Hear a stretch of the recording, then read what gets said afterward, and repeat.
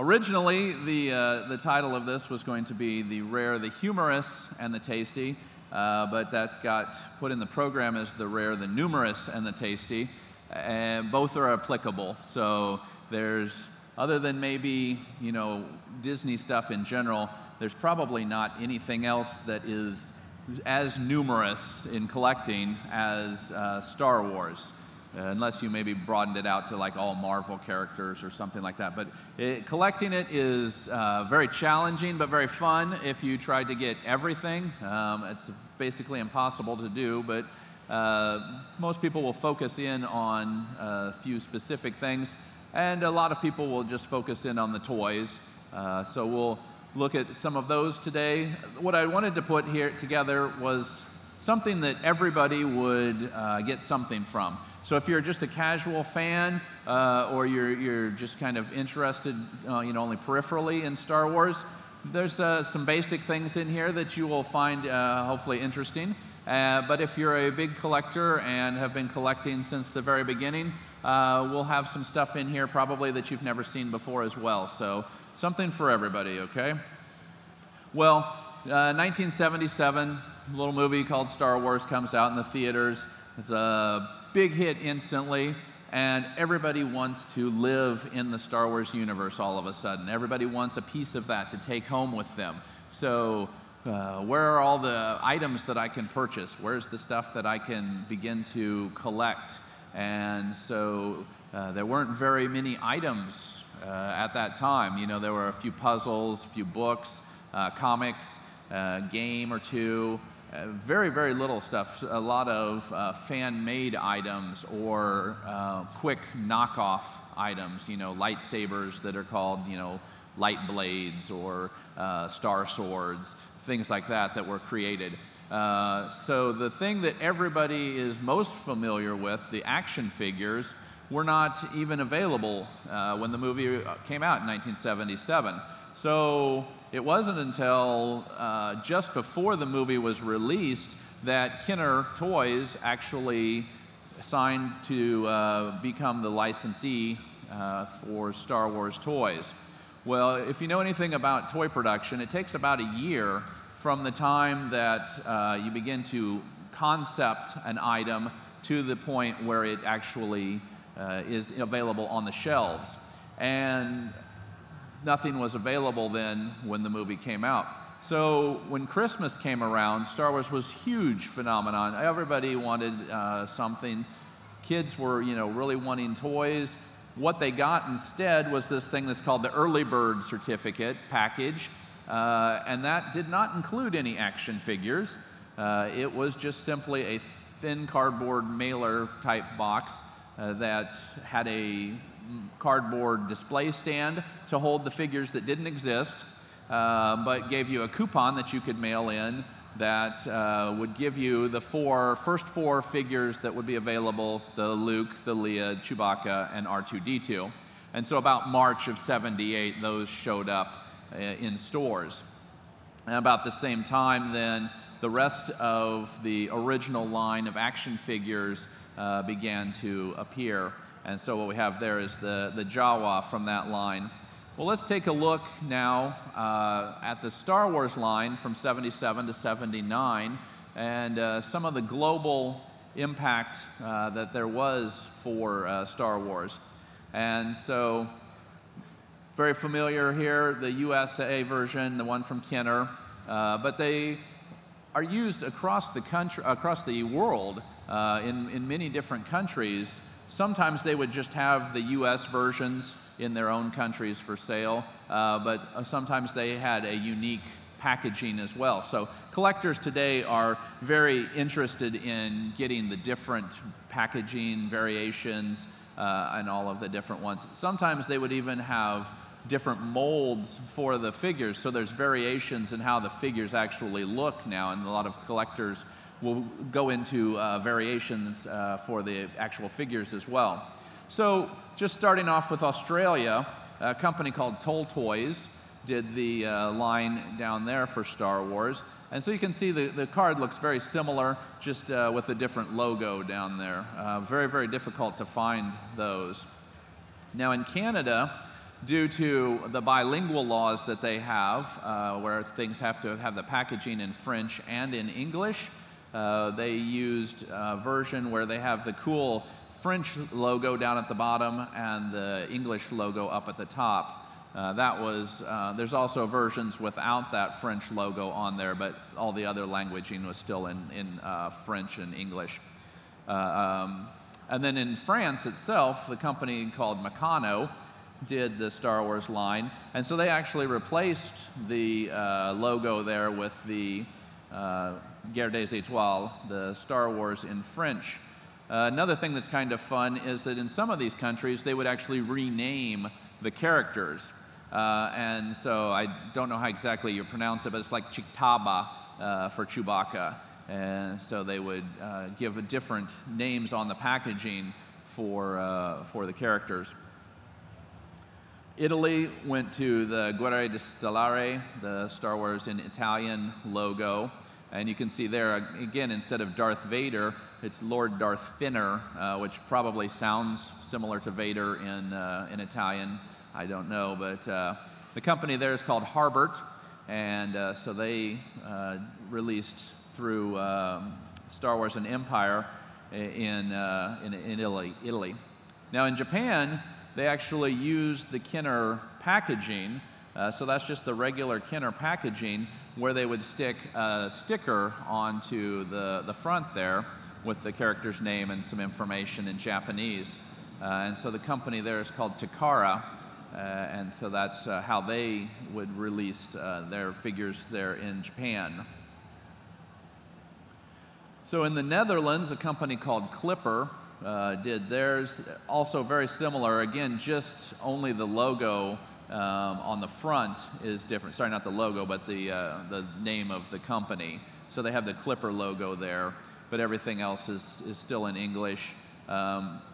Differences on the back of the cards as well, but just to give you an idea of some of the different companies that were involved around the world.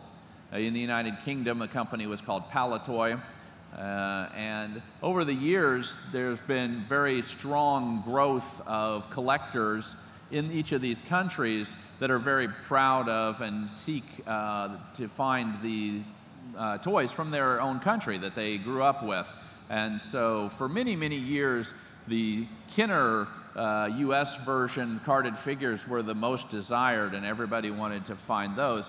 But over the last probably 10, 15 years, that has shifted, and now the local companies are the more preferred, and so it's kind of more this is what we grew up with, this is what our country is associated with. So it gives it a little extra pride for those companies or countries. And so on the back of each of these cards, starting with the very beginning, was a list or photos, images of the available figures that were available. So it was a very genius idea, the idea of collect them all, right? So you want to get everything. We start off with what's called a 12-back, and so here are the first 12 figures that were available. So you hear people talking about a 12-back. That's because of the number of figures that are available on the backs of the cards. And they would continue to update those as new figures were released. They'd go to a 20-back, and eventually up to 92 is where they ended on things. For France, the Meccano went to actually a square card, so it's actually a smaller carded figure. The figure is the same size, but the card itself is square, so it's a much different. And then the logo changed there, as you can see. So that was kind of an interesting change that happened along the way. Now we'll look at some other unique items, one of them being a wind-up walking R2-D2. That was originally released in Japan in a baggie, but for Canada, they actually came on a blister card. Very, very difficult to find these days. And then an 8-inch line was done in Japan as well. So instead of the 3 3/4 inch that was the very common worldwide normal type of figures, we have an 8-inch line. There was 4 of them. Chewbacca, Stormtrooper, which they call Stoomtrooper. There's no R in his name. and C-3PO and Darth Vader. So a fun line of those to collect as well. Very scary looking Chewbacca there with the teeth all, get you. So for Empire Strikes Back, the logo was changed. They put this Empire Strikes Back logo on the carded figures now. But instead of looking at just every single one, we're just going to look at a few things that had changed along the way. So here's the example in the United States. The figure Boba Fett there now has the Empire Strikes Back logo instead of the Star Wars. In Canada, they did an interesting thing where these are kind of like shrink wrapped. It's actually called skin wrapped. Instead of a plastic hard blister that's over the figure, it's actually shrunk onto the card itself, and that was available in Sears catalogs. There's 7 different ones of those, and so those are kind of interesting because they would have some different names for the characters too. So like the R2-D2 sensor scope was R2-D2 periscope. The AT-AT commander was General Veers, so it actually was specifically named. And here Lobot is called Lando's aide. Germany, they actually gave a free action figure away in one of the comic books. So this is one of those comic books that would come with a gadget or a little freebie, a little toy that was usually, thrown away very quickly. But every issue would have a different toy. And so for this issue, they had a Imperial Snowtrooper. Japan went completely away from the blister look, the card and blister, to just an actual box. And the box is only, about the size of an action figure. So there's 15, I think, in that set. It was 15 or 16, I believe 15. But a kind of a fun one to collect because they look so different. In Spain, in addition to having the Spanish Empire Strikes Back logo on the front, the version of these cards had a horizontal back. So instead of showing all the figures in the normal vertical position, there's actually a horizontal. It's the only time they did that. And an interesting thing is that remember I talked about how they would name characters differently. This version they actually call Luke Camina Cielos, for literally Skywalker. So they just Spanish transliterated the name of Luke, and so that's the only place where that was done. On to Return of the Jedi now for 83 and 84. In the United States, in addition to putting on the Return of the Jedi logo, they also changed some of the photos. So original photos were from Star Wars of these characters, maybe from Empire Strikes Back, but now they would go with a more updated movie photo, something from actually Return of the Jedi. For the first time now, Argentina gets into this. And Argentina, a company called Top Toys, released 7 figures, very difficult to find today, that are based off of the Kenner figures, but the molding is actually different because they were produced in that country. And then Mexico, very popular line as well, called Lily Liddy, that was the one that did there, and they did 50 different figures on either El Regreso or El Retorno del Jedi logo cards. And then another fairly famous one is what was called the Tri-Logos. So this features both French, Spanish, and English. Excuse me. And they released all of many of the figures over there in all the different countries. And so this was a way of standardizing the figures. Some of these actually showed up in the United States too, in some of the discount clearance bins.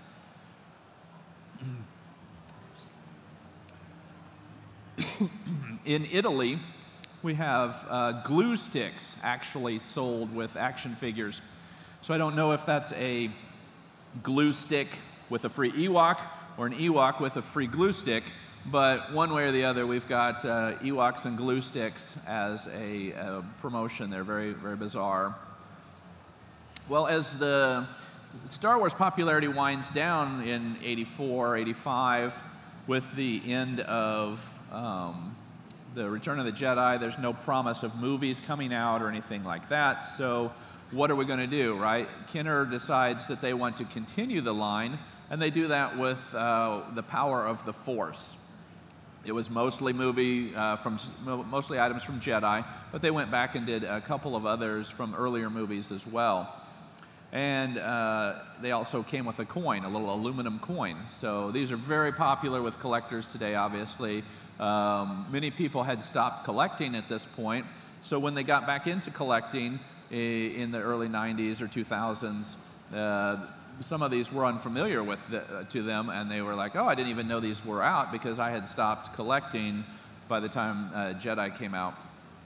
Also new at this point was the country Brazil had a company called Glaslite around 87, 88, 89, in that era, long after the stuff was done in the United States, was putting out Star Wars figures for the Power of the Force here. And then also for the Droids cartoons. So there were 2 cartoons that were done in the mid-'80s as well by Lucasfilm. One of them was on the adventures of R2-D2 and C-3PO called Droids, where they released action figures again with the coins. And so the one on the left is the United States version from Kenner. Each card art would be different for that figure. The one in the center is from Canada, and they would use the same card art no matter which figure it was, as they did in Brazil there for Glaslite, and kind of a slightly montage-y view there of everything. And then the other cartoon series that they did was called Ewoks, and again, only the United States and Canada participated in action figures for this line. Came with the coin again. The United States had different artwork for every figure. Canada used the same artwork across the board. Multi-packs, a way of selling more than one figure at once. We'll just look at a few of the interesting ones that have been created throughout the world. These were sold in department stores more so than discount stores or toy stores as a way to kind of enhance the value, right? So you would get 3 figures. Sometimes you get a little backdrop or something in there as well. And so both for Star Wars and Empire, there were a few different 3-packs that you could get. In Germany, they just took regular carded figures. They would take 4 of those and then take a cardboard sleeve that they would staple around or glue around the top of those 4 figures for Return of the Jedi. And then for the Power of the Force, they would actually take old Jedi figures and just put a new sleeve around those as well. Some rather cheap-looking multi-packs were available. The one on the right, from Return of the Jedi, 2-pack, those were just ways of getting rid of extra figures. You know, they had just all these in the warehouses. And we're just going to toss a couple of them, random ones in, so you might have a Greedo with a General Madine, you know, just random figures that don't even go together, in these really thin bubbles that are easy to crush, and sold at discount stores, places like KB Toys. You know, they would go for 50 cents for the pair, $1 for the pair, and at the time you couldn't even give them away. They're much more popular today. You know, they go for a lot more money. Same way with the Space Figures 3-pack. So the story that I heard on these was in Europe they gave these away because they gave the figures away to a company that was going to give them to poor people, so like children's homes, things like that. It was supposed to be a charity. What they ended up doing was hand-making these 3-packs and selling them with the idea that they would give the money to charity. So it was actually kind of a violation of why they were giving them, but they're very difficult to find today. So going a step further now, we go even to bootlegs. And so that's kind of another area of collecting that people are very interested in these days, where they take the actual figures and do some bootlegging, you know, so you might make a mold off of the real one. The one on the left there, Blue Stars, that's from Turkey. And there was a line of these Uzai figures. And so in order to get away from copyright infringement, you can see it says Stars War. It doesn't say Star Wars. And so a lot of things that would be like wing pilot instead of B-wing pilot, or things like that, where they would take out parts of the name. Or they would take an Imperial snowtrooper, and instead of making him white like he is in the movie, they make him blue and give him a white gun, so blue stars. And then the Mexican 3-pack there, unarticulated, so not a lot of play action there, just very, very cheap, but a fun, colorful header that goes with that.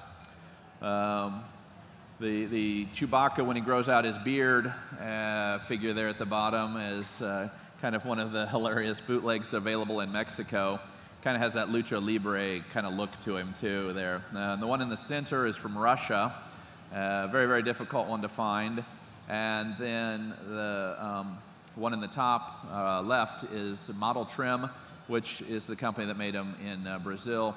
That's actually lead. Okay, that's a 5-pound toy right there that you would want to give to your kid to chew on or whatever. It just seems like a brilliant idea right there.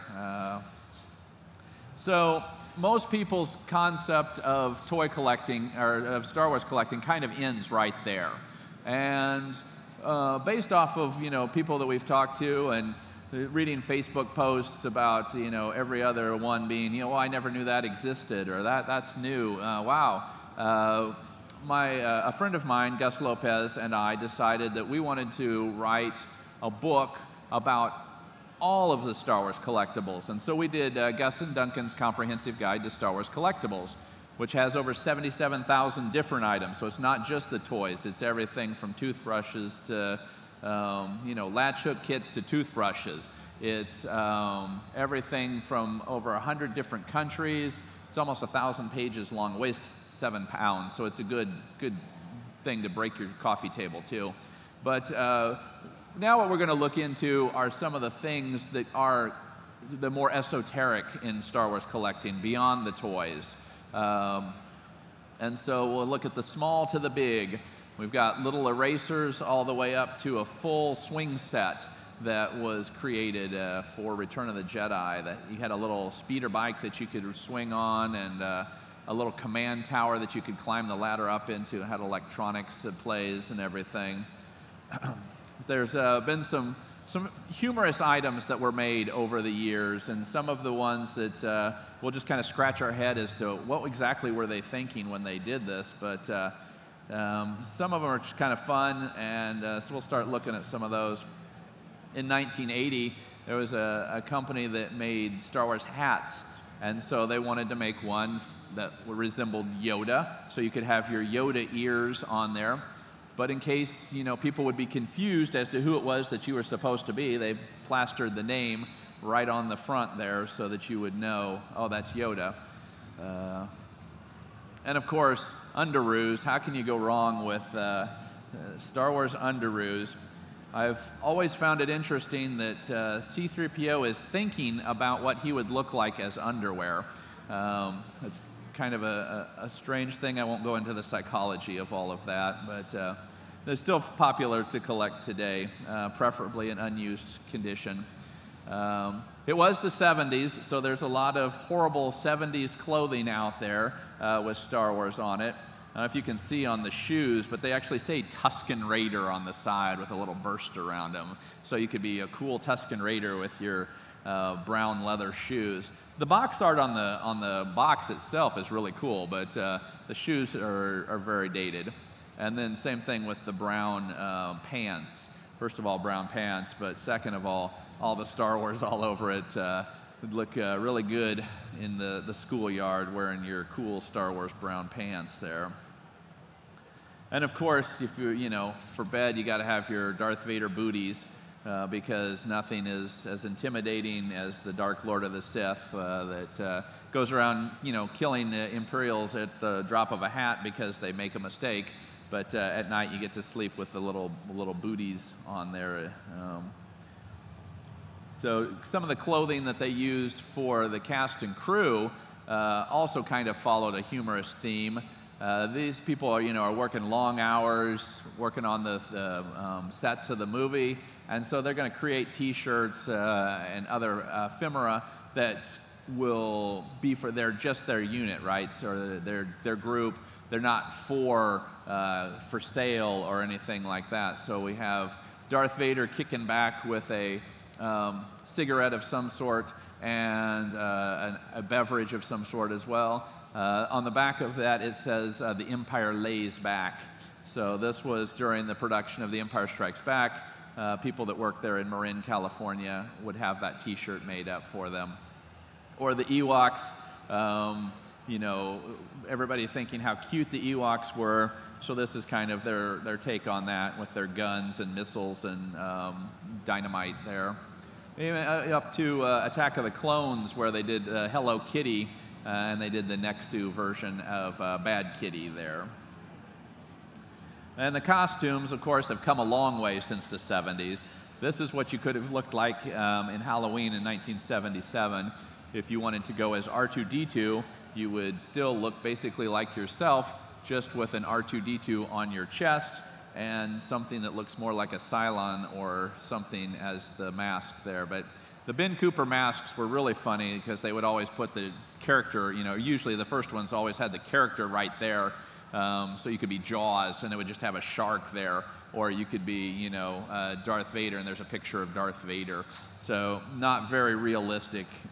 They did get a lot better, and of course the 501st now have taken that a lot better than that. So, and then for the Attack of the Clones, I just thought this one was kind of funny. The Mace Windu that looks more like the guy from Good Times, but maybe he was a Jedi too, I don't know. And then sometimes we take the costumes a little too far. You can be man's best friend, which, why we need a Slave Leia costume for your dog, I don't know, but they made them nonetheless.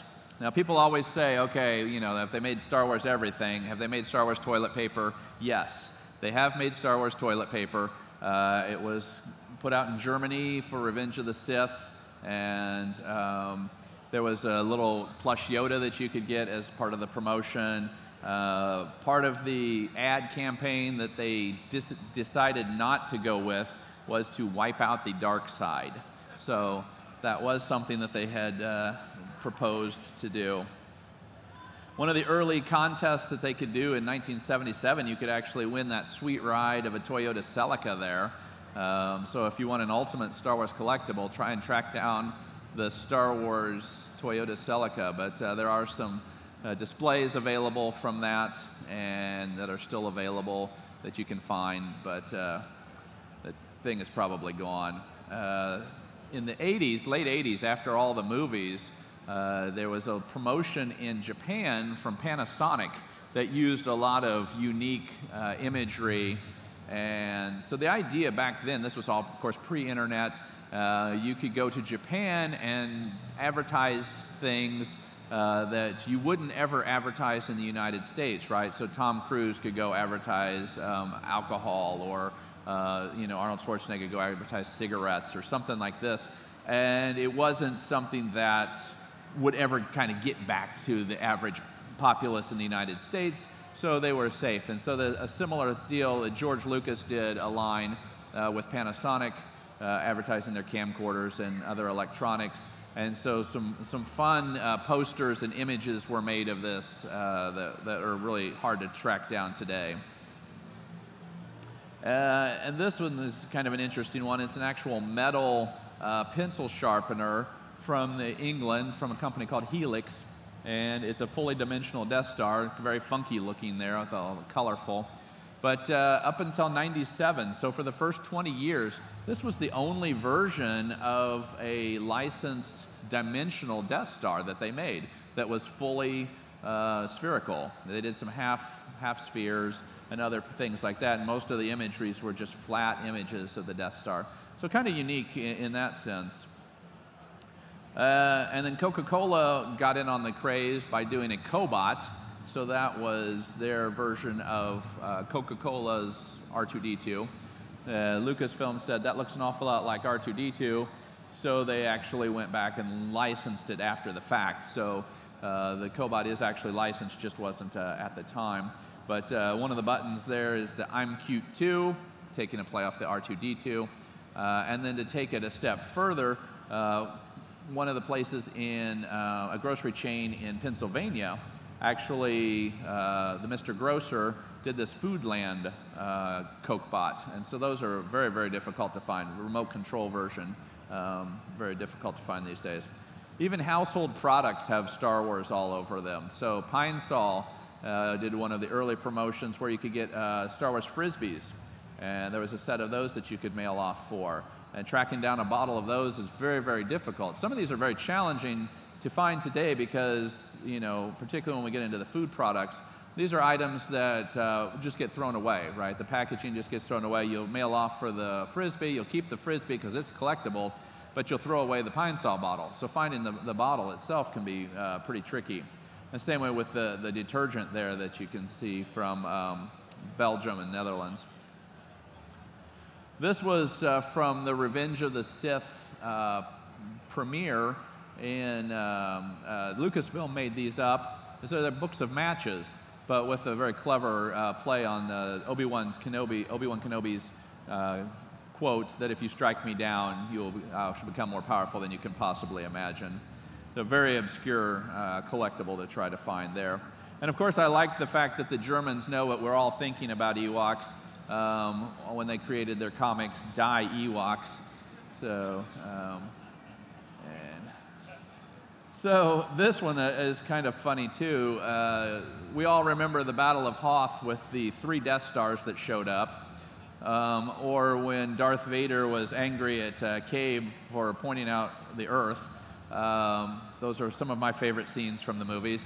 What happens here is this is coloring books from Singapore. And what they do is they give, Lucasfilm gives their licensees these style guides. And so it will say, this is, you know, what Han Solo looks like, and this is what R2-D2 looks like. And so they use a lot of the same imagery over and over again. So you'll see the same types of images on products across the world. And that's to keep everything kind of standard. For the first movies, everything kind of went all over the place. But for these recently, you know, the last 20 years or so particularly, it's all been much more standardized. Well, obviously the person who had the license to do these books in Singapore did not ever see the movies, so they just kind of took the style guides and started going crazy with them. And so in addition to those, we also have Jabba the Hutt that shoots lasers out of his eyes when he fought Obi-Wan, or the lightning that comes out of the Rancor when he fought Boba Fett. And then evidently the Jawa is more like a wizard and actually knocks the head off of an Imperial gunner there. With, so I don't know exactly what was going through their minds there, but it was pretty fun to see all that inside there. And then, of course, what were they thinking when they created this, right? The Sigma Ceramics from Empire Strikes Back did a tape dispenser from C-3PO. I just thought maybe that they might do a tape measure or two, but evidently that one didn't get made. So. And then, I'm not sure what this thing is. Star Wars. This is, you'll never guess this in 100 years, a medical device catalog. So if you need to buy Band-Aids or sutures or sharps containers, and you go for your hospital, you get this catalog, and they had Star Wars on the cover. It's not licensed. That one is not licensed, but it is so strange I had to include it there. So, the Ewoks, there's a lot of fun products out there for Ewoks. One of the more obscure ones is that they did a touring iCCCon show that featured the Ewoks skating around and dancing and doing all their Ewok-y things. So you can find products that you can purchase actually for that as well. Now, R2-D2 does a lot of things, and in every movie he seems to do new things. But when the first movies came out, they actually had him doing some things that we haven't ever seen, like actually be able to speak English. So in the UK, they did a talking R2-D2, where he actually says, I am R2-D2, and speaks English. Or in Japan, they had the disc-firing R2-D2, because just having a normal R2-D2 isn't good enough. You've got to have something that shoots discs, right? I mean, that's exactly what you want. So maybe in one of our upcoming movies, we'll get to see these features as well. Star Wars was a huge hit, obviously. they started slapping Star Wars on everything that they could. And so these are some of the more unusual items. Some of these were pre-existing items that they just put a Star Wars logo on, like the Luke AM headset radio. There was a $6 million man version of that was made before that. Well, you put a new sticker on there, and suddenly it makes it look like you're Luke Skywalker in the gunner turret. That one actually kind of fits into the movie, but I don't ever remember Darth Vader having a Luger, as the utility belt from Canada had, or the, you know, sweet custom van that you could have, the SSP van from Canada there. That's the Canadian version. Anyway. The poster art, as I said, was not as standardized as it is today. So you had some very interesting posters that were created over the years. And this is one of my, a couple of my favorites. Leia and Luke don't really look very much like their Leia and Luke versions from the movie in Italy. Although maybe they saw a different movie than we did. And then for Return of the Jedi in Poland, they had an exploding Darth Vader head. So very ominous and prophetic, I guess, as that one. And then I like this one from Japan for the Coca-Cola promotion. Luke had just evidently had his hair done in Farrah Fawcett style on that one. So he's looking pretty sweet there with the feathered hair back there. So talking now about some of the food items is one of my favorite areas to collect, but I like it because it can be challenging. You know, as I said, a lot of these just get thrown away. Nobody saves the boxes or the packaging. And by the way, if you're going to save them, make sure the food's out of them. Nobody needs 20-year-old milk, anything like that. So, but you know, most of the packaging got thrown away, but it can be very colorful, very unique. Each country has kind of its own flavors to show. And so these are some of the yogurt containers that were done for Return of the Jedi in the United Kingdom, which I think is kind of funny because one of them is Jabba the Hutt. They're advertising Peach Melba, which typically you think of yogurt to be more of a diet product, right, and something for healthy. And so who better to sell your your yogurt than Jabba the Hutt? And then for episode 1, they went with the tasty-sounding Tatooine Rock Popping Candy yogurt. So I just thought that sounds very tasty as well. And then for Empire Strikes Back in Spain, Yoplait did a cool promotion where you could buy posters and get stickers that would go on those posters to complete the scenes. And so some very unique artwork that was available there as well. Cereal boxes are very popular. And so finding those can be very challenging. There's a lot of people that remember the cereal that they had, you know, growing up. And so the nostalgia of seeing some of these cereal boxes is very fun. And so that makes them very collectible as well these days. In Australia, for the Empire Strikes Back, that was the only place that did any of the cereal boxes. And so they did a version in cornflakes where you could have these cutout masks on the back. And that's evidently supposed to be Bosk, I guess, or maybe one of the Slee Stacks from Land of the Lost. But in addition to the mask, you also had a tasty recipe on there that you could try. And so in this case, it was the Yoda Yummies cookies with big green globs in there. I'm not sure how tasty those were. I have not ever tried them, though. And then just after Return of the Jedi, C-3PO got his own cereal, which was this nasty-tasting force bonding of O's or something like that. I don't know, but he had different promotions on there, and it was a fun, you know, actually first all Star Wars type cereal that became very popular. It wasn't very tasty, but it was fun to have C-3PO's cereal. And I like on the ad sales sheet there, it looks like C-3PO's throwing up a gang sign there. So who knew that C-3PO was OG there? But, so my very first Star Wars collectible that I got right after I saw the movie in 1977 is that Wonder Bread Darth Vader TIE Fighter card right there. I still have it today. Still has my initials on it so that nobody would steal it. When I took it to school and would, you know, be trading with people. But I still have my very first Star Wars item. like everyone else, I threw the packaging away and kept the card.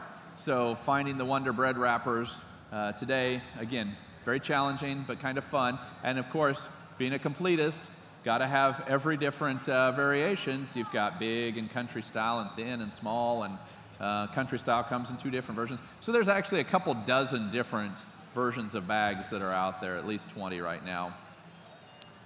For cheese, there's been several promotions in cheese over the years, including this Droids and Ewoks one from the United Kingdom that had little triangle cards that you could get to complete sets. And in episode 1, they did La Vache qui rit, which is the laughing cow. I don't know if he's laughing at you for eating his cheese or how that works, but there were, Star Wars cards in there as well. So depth and breadth of all kinds of foods that you can imagine they did. Not long before, but before Happy Meals existed, a company called Burger Chef was doing a fun meal. So you always think about McDonald's and Happy Meals, but preceding them were these Star Wars fun meals. So they actually predate the Happy Meal. So that's a very difficult item to find these days as well. And in the almost impossible to find, TV dinners, you might remember TV dinners, right, from the 70s being a very normal staple of an American diet from the 50s to the 70s. And so this one actually has a Star Wars promotion where you could get some jewelry, some Star Wars jewelry, by mailing in for it. And so there's a couple of different versions of those, but very, very difficult to track down. In Australia, they had not just a regular popsicle, but a popsicle with Jedi jelly. So I don't know if that's jelly made from Jedi or if the Jedi make the jelly or how that works, but you could have some tasty Jedi jelly in your popsicle for Return of the Jedi there. And in Spain, an interesting little promotion that they did with these plastic popsicle sticks. So once the popsicle was done, you still had the nice character art on there and a R2-D2 folder that you could put the sticks into. Bottle caps from Japan and Canada. So you can see they also did them in Mexico for the very first movie.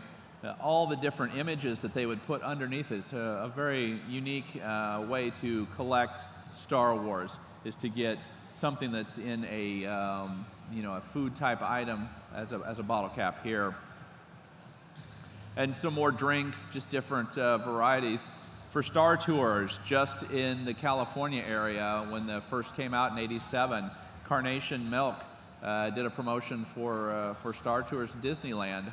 So very, very obscure, right? I mean, you figure those are only going to be on the shelf a couple of weeks, okay, maybe a month, and so very quick to get rid of those. And so finding them today, very, very difficult. In Japan, they did these cans where you could put the top half and the bottom half of characters together for whatever reason. So you could have Watto Crotch Cola if you wanted to enjoy that tasty beverage. But they did have a lot of cool candy type premiums in Japan, very sought after by collectors.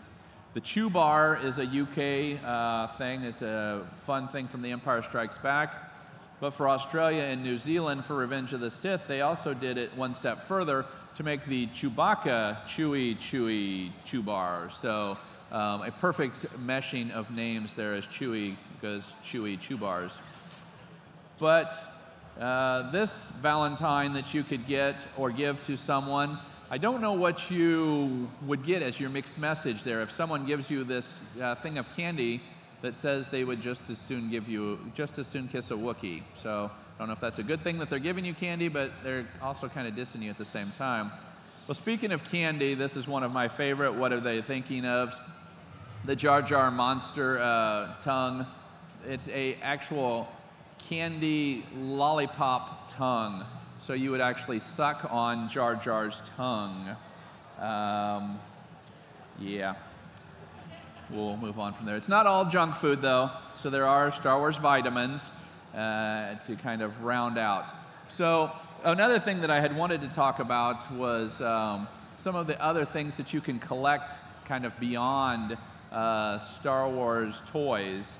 And so some of the things that I enjoy collecting, but didn't want to do a full things on. I was going to talk more about prototypes, but there's a couple of prototype panels that are later on in the day. So we'll let them, talk about theirs. But so you can collect props, things behind the scenes. You can collect cast and crew items, some of the items that were only made for the cast and the crew. There at the Presidio, they have their own coffee shop, and they call it Java the Hutt. So pretty fun things like that you can collect. If you collect prototypes, you can look at how the things were made over time. And so you can see, like for the micro collection, they would do them in 4 times the scale. As a wax, they would create a mold from that wax, which would then create a hard copy that they would use as a pantograph down to get to the regular size. So everything starts with that one wax, but collecting a run of those things is kind of fun to see. And you can see, you can get lots more detail in that. And then other things that you can collect for prototypes. Unreleased figures. That figure in the bottom left corner there is a character from the Droids release that was never put out. So they stopped the line before those figures were made. Some of the new figures that come out in different colors can be very unique because they're very colorful, right? And then you can also collect the original art. So that's the that's the card art for the sand skimmer, right? So all of the sand skimmers had the card with that image on it. Well, that's the original art for that. So there's a lot of fun things that you can get into as you collect all of those. And so those are the 4 main books then that my friend Gus and I have written on Star Wars collecting. We've got one on prototypes, one on cast and crew, one on micro collection, and then the big price guide. These are available at completuspublications.com. We're having a really good sale over back in that corner. So we've got books if you don't want to pay the shipping. Come over and get them. But we also have a special online right now because of the show as well. So check it out there too. All right. And I don't know if we have time for any questions, or are we just done? Okay, so we're done. All right. So thank you all very much.